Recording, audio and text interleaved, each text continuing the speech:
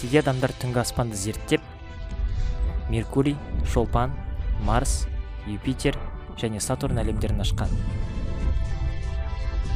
Бірақ бұл ғылыми жаңалықтардан тыс өзге планета ашылуын күтіп жарқырап тұрды.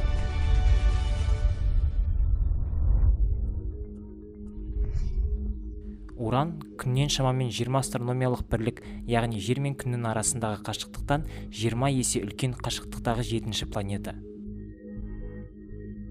Уран күнді 84 жылда бір рет айналып өтеді. Бұл шамамен адамның бүкіл өмірінің ұзақтығына тең. Бұл орбита урандағы жыл мезгілдерінің ұзақ созылуына әкеледі. Теориялық тұрғыдан уранда өмір сүретін адам 4 мезгілді бір-ақ рет бастан кешіреді.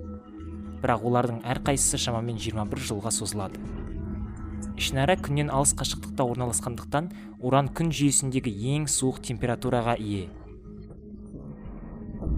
Температураның Фаренгейт бойынша -370 градусқа дейін төмендеуі негізінен планетаның құрамына байланысты.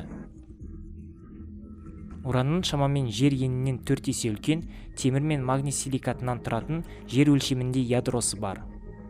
Қалған бөлігі, яғни уранның шамамен 80% планетаға салқын көк түс беретін химиялық заттан су, аммиак және метаннан тұратын дүниежүзілік мұзды мұхит. Бұл мұзды құрылыс уранның басқа планеталармен салыстырғанда көп жылу шығаруына жол бермейді. Осылайша көгілдір әлемді күн жүйесіндегі ең суық етеді. Экстремалды температура мен орбитадан бөлек, уран ерекше айналу бағдарына ие.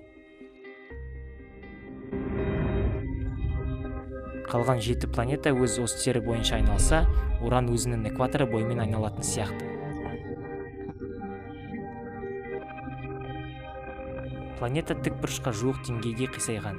Онда полярлық аймақтар жоғары және төмен емес, күнге қарай және кері бағытталған.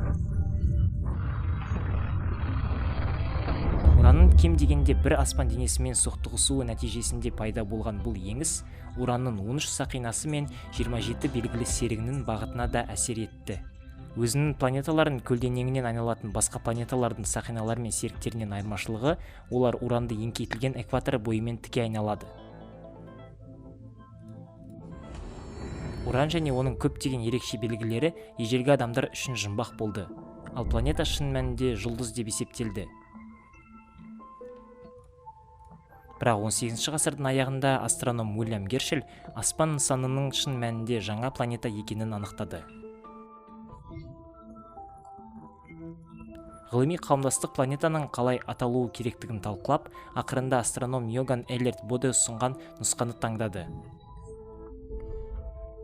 Боде Юпитер құдайлардың әкесі, ал Сатурн Юпитердің әкесі болғандықтан, бұл жаңа планета Сатурнның әкесі Целиус болу керек деп есептеді.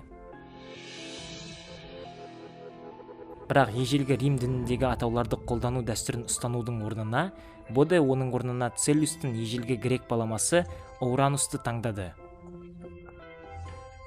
Ежелгі гректердің аспан құдайы Уранус сол кезде Уран болып латын тіліне аударылған. Бүгінгі күнге дейін Уран ежелгі грек атымен аталып, дәстүрден ауытқыған жалғыз планета болып табылады. Сірә бұл өзгелерден ерекше планета үшін ең қолайлы мәртебе. IQ-дің жаңа бөлімдерінде көріскенше.